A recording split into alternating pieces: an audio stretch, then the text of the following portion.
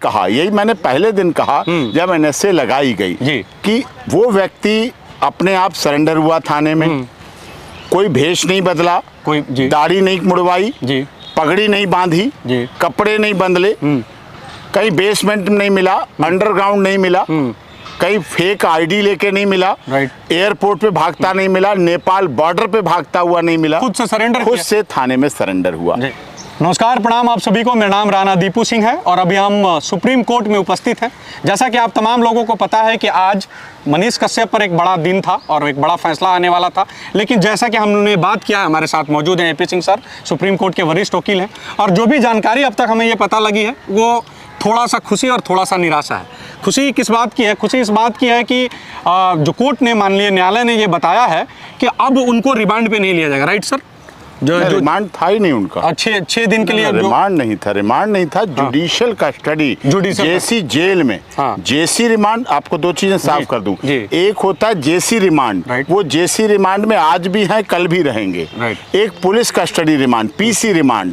PC remand की कोई जरूरत नहीं, एनएसए लगने के बाद कोई रिमांड नहीं है। एनएसए के बाद वो जेल में है, मदुरई जेल में है, और कोई रिमांड की बात नहीं है। बड़ा साफ सी बात है, कोई रिमांड पूछताछ होगी, रिमांड से वापस लिया जा रहा था। रिमांड खत्म हो गया था तमिलनाडु पुलिस का मदुरई में, तो उन्हें वापस पटना भेजा जा रहा। तो उसी समय रात को 9 बजे कोर्ट खुलवाई गई, एप्लीकेशन लगाई गई, सुबह को एनएसए लगाई गई, एनएसए में पुलिस कस्टडी रिमांड लिया गया, पूछताछ की गई, प्रोसीडिंग की गई, उसके बाद उन्हें जेसी रिमांड, जेसी रिमांड आज भी है, जब तक रिलीज नहीं होंगे तब तक जुडिशियल कस्टडी रिमांड में रहेंगे। अभी पुलिस रिमांड में नहीं, पुलिस रिमांड में नहीं। तो अभी जैसा कि अगर हम बात करें, सब जो भी संवैधानिक टर्म है, इसमें बताया जाता है कि एनएसए उसी व्यक्ति पर लगाया जाता है जिसको राष्ट्र से सुरक्षा हो, तो राष्ट्र की सुरक्षा के लिए खतरा, राष्ट्र की सुरक्षा के लिए जो से खतरा हो।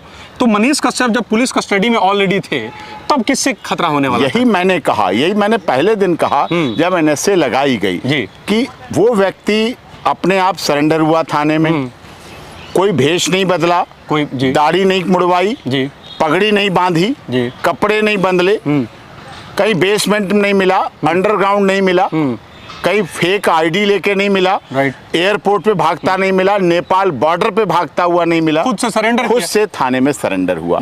इसका मतलब कानून में भरोसा, विश्वास रखने वाला। उसने वीडियो भी बनाया था कि मुझे कानून पे भरोसा है, मैं जा रहा हूं सरेंडर करने। ठीक है, चला गया। उसके बाद मदर कोर्ट बिहार ने इन्वेस्टिगेशन की, पीसी रिमांड लिया, पीसी रिमांड कंप्लीट हो गया, जुडिशियल रिमांड पे जेल में भेज दिया गया, जेल से प्रोडक्शन वारंट लगाया गया तमिलनाडु पुलिस के द्वारा, तमिलनाडु पुलिस ट्रांजिट रिमांड पर लेके गई, ट्रांजिट रिमांड पर तमिलनाडु में लेके गई, मदुरई में लेके गई, साइबर क्राइम के लिए पूछताछ की।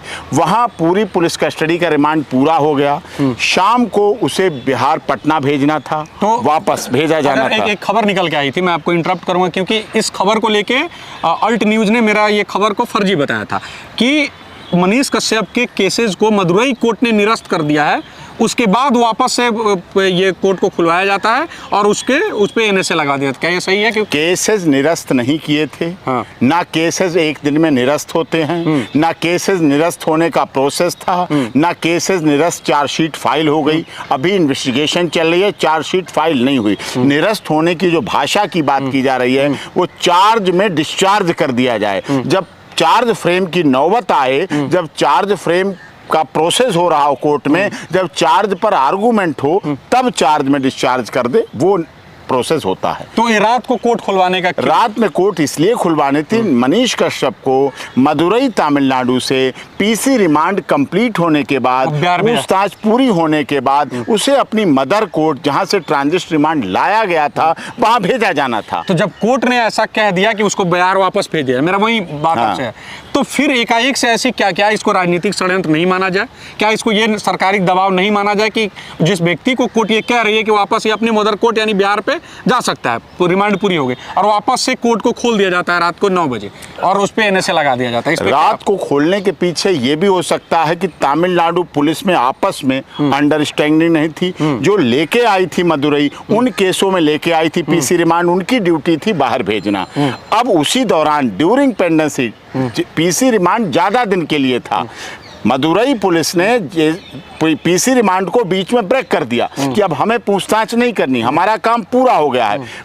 जो NSA लगाने वाली पुलिस थी वो इस इंतजार में थी जिस दिन PC रिमांड खत्म होगा तब हम अपना इस पर NSA लगाएंगे। उसी बीच में जब ब्रेक हो गया, वापस भेजा जाने लगा, तब वो अलर्ट मोड में आए और उन्होंने तुरंत एप्लीकेशन मूव की और रात में कोर्ट खुलवाई और खुल के अगले दिन सुबह के लिए रखी गई और उसके बाद फिर NSA में उसकी गिरफ्तारी डाली गई। गिरफ्तारी डालने के लिए उन्हें रोकना पड़ा, अगर वो वापस भेज देते तो फिर NSA में भी उन्हें ट्रांजिट रिमांड लेने पटना आना पड़ता। अच्छा, एक और जो आज जो 21 तारीख जो था, ये बड़ा दिन इसलिए था कि ये बात हो रही थी कि सारे केसेज को कोलैब कर दिया जाएगा, एक साथ हो जाए। इस पे क्या हुआ और क्यों नहीं हुआ? क्लब होने के लिए तमिलनाडु सरकार कह रही है, हमारी तरफ से था कि सब केस क्लब होने चाहिए।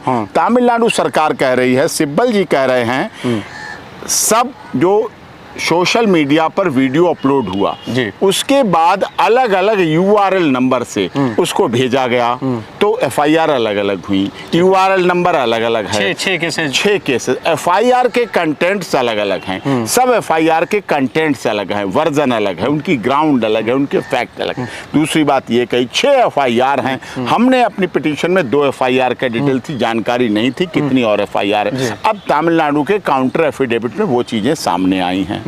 NSA लगा दिया गया, नया इम्प्रूवमेंट है। ये पिटीशन फाइल हुई थी, उसके बाद NSA लगाया गया और उसके बाद इस पर अब NSA पर एडिशनल पिटीशन एडिशनल अमेंडेड आएगी और अमेंडेड पिटीशन के बाद ये बात ये निकल के आ रहा था कि बता रहे थे कि केवल मामला वीडियो का नहीं है, तमिलनाडु सरकार के तरफ से ये बताया मतलब दिया जा रहा था कि तर्क ये दिया जा रहा है कि उसके वजह से वहाँ हिंसा भी हुई है, लोगों की जान हुई। तो सर मैं आपसे जानना चाहूंगा कि जब एक तरफ तमिलनाडु गवर्नमेंट कह रही थी कि कोई भी जान नहीं गया, तो मनीष का वीडियो तो 3-4 दिन बाद आया था, नीतीश कुमार के ट्वीट के बाद वीडियो आया था। तो जब वो हत्या हुई, जब एक तरफ तो तमिलनाडु सरकार कह रही है कोई हत्या ही नहीं हुई, तो अगर हत्या हुई तो मनीष का बात सही था, अगर जब मनीष का बात सही नहीं था तो हत्या कैसी हुई? हत्या हुई, यही कंट्राडिक्शन है दोनों में, यही हम बात कर रहे हैं।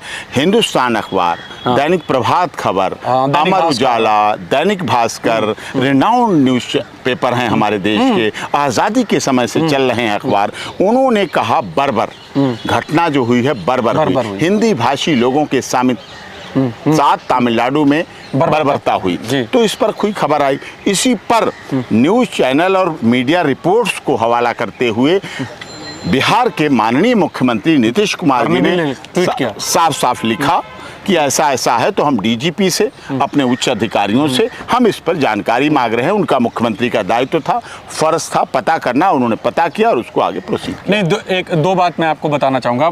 पप्पू यादव जन अधिकार पार्टी के नेता हैं, वो लगातार लिखते रहे, लगातार बोलते रहे और जब मनीष को गिरफ्तार किया तब भी उनका ये बात था कि मैं अभी भी ये मानने के लिए तैयार नहीं हूँ कि हत्याएं नहीं हुई है, उनका स्टेटमेंट था। प्रशांत किशोर कहते हैं कि सरकार में हिम्मत है तो मेरे पास FIR कर दे, ये हुआ है घटना, उन पे दोनों पे कुछ नहीं होता और मनीष पे होता है, वजह क्या हो सकता है? अब पप्पू यादव सांसद रहे हैं, ठीक कह रहा हूँ मैं, जनाधिकारी पार्टी, जनाधिकार पार्टी के नेता, RJD के साथ रहे हैं, RJD के नेता रहे हैं, कुछ ना कुछ मजबूरियां रही होंगी, कोई यूं ही बेवफा या वफा तो नहीं होता है साहब, कुछ प्यार रहा होगा, इसलिए उनके प्रति सम्मान होगा। वो प्यार मनीष के साथ नहीं होगा, पप्पू यादव के साथ पुराने रिश्ते, पुराने नाते, पुरानी दोस्ती चल रही होगी, इसमें कोई बड़ी एक और बात जो बताया जा रहा था कि बिहार सरकार के तरफ से जो दलील दी गई है उसमें ये दिया गया है कि मनीष कश्यप राजनेता हैं, पत्रकार नहीं है। मैंने पत्रकार मानने से सरकार इनकार कर रही है और कह रही है ये राजनेता है, ये राजनीतिक एजेंडे की तरह इन्होंने खबर चलाया और उसी एजेंडे को लेके वो तमिलनाडु पहुंचे। तो मैं आपको, अगर आपको जानकारी हो और नहीं हो तो मैं तमाम लोगों से एक बात बताना भी चाहूँगा कि मनीष जब चुनाव लड़े थे तो मनीष उस समय निर्दलीय चुनाव लड़े थे, किसी पार्टी से नहीं लड़े थे और उस समय सच तक न्यूज बना भी नहीं था जब मनीष चुनाव लड़े थे। मनीष चुनाव हारने के बाद उन्होंने सच तक न्यूज बनाया था। तो इस बात को यहाँ लेके आना क्या तर्क हो सकता है? नहीं, अब उन्हें लग रहा है तो मैं तो ये भी कहता हूँ, क्या चुनाव लड़ना और पत्रकार होना, विधानसभा के चुनाव में हारना कोई ऐसी बात नहीं है। देश के लोकतांत्रिक तरीके से वो चुनाव लड़ा, नॉमिनेशन किया, वोट पड़े, जितने पड़े, हारा जीता अलग चीज है, तो उसमें अपराध उसने नहीं किया। कोई चुनाव लड़ सकता है। हमारे देश में भारत रत्न आदरणीय अटल बिहारी वाजपेयी जी राजनेता से ज्यादा अच्छे पत्रकार थे और पत्रकार से ज्यादा अच्छे कवि थे, तो थे, इसमें क्या गलत था? अपनी बात को कहते थे, हार नहीं मानूंगा, रार नहीं ठानूंगा, और हाल के कपाल से इतिहास नया लिखता हूँ। जो उनकी जीवंत कविताएं हैं, उससे क्या मतलब? इन चीजें, ये सारी चीजें जो हो रही हैं, अगर आप बिहार के लोगों का बात सुने या मनीष के समर्थकों का बात सुने, अगर आपको उनके मैं बात कहूँ तो वो लोग ये कह रहे हैं कि सब कुछ सिर्फ इसलिए हो रहा है क्योंकि अमर उजाला या तमाम तरह के जो अननोन पत्रकार हैं या जो भी नेता है जो सरकार के पक्ष में थे, उनके पे तो कोई दिक्कत नहीं है। चूंकि मनीष इनकी कमियों को दिखा देता था। मनीष ने ये जेपी यूनिवर्सिटी में घुस के बताया कि कैसे भाई 3 साल का डिग्री 5 साल और 6 साल में हो रहा है, कैसे स्वास्थ्य, इसलिए मनीष पे ऐसा किया गया और बाकी लोग को छोड़ दिया गया। तो क्या बाकी लोगों पे कार्रवाई करने के लिए कुछ और नहीं किया जा सकता, या फिर मनीष को एक लिए ही क्यों टारगेट? और मनीष को ये जो लगातार कोशिशें की जा रही हैं कि वो लगातार लंबे समय तक रहे, इस पे क्या आप सोचते हैं? और देखिए, मैं तो डिफेंस काउंसिल हूँ, बचाव की बात करता हूँ। टारगेट करना सरकार का काम है, आरोप लगाना सरकार का काम है, पुलिस का काम है गिरफ्तार करना, वो तो अपनी वो सोचें। हमें तो अपने बचाव की बात करनी है, किस तरह से क्या किया जाए, क्या बचाव में क्या उम्मीद लग रही है? मनीष कश्यप अंतिम हम यही चाहेंगे कि मतलब जो भी हम जो कहते हैं वो अलग बात है, कई तरह की चीजें फैलती हैं कि कोई ये हो गया, वो हो गया, बहुत चीज़ें। आपके नज़रिए से मनीष के तमाम समर्थकों को या मनीष को जो लोग मानते हैं उनके लिए आप क्या कहेंगे? क्या धैर्य रखें, शांति रखें, कानून पर भरोसा रखें, अदालत पर भरोसा रखें। सत्य परेशान हो सकता है, अगर वो सत्य है तो पराजित नहीं होगा। उसके साथ भगवान भी मदद करते हैं, भगवान भी साथ देते हैं। पत्रकारिता की छोटा बड़ा पत्रकार कोई नहीं होता, यूट्यूबर और ये सब कुछ नहीं होता। पत्रकारिता होती है और उसके साथ उसे बाहर आएगा वो। बहुत बहुत धन्यवाद। हमारे साथ थे AP सिंह सर, जो सुप्रीम कोर्ट के वरिष्ठ वकील हैं। इन्होंने अपनी बात रखी और जो भी तरह के मनीष के जो भी सवाल उठ रहे थे आप लोगों तक पहुँचाया। बाकी आप क्या सोचते हैं अपनी राय कमेंट में लिखिएगा। बहुत बहुत धन्यवाद। जय हिंद।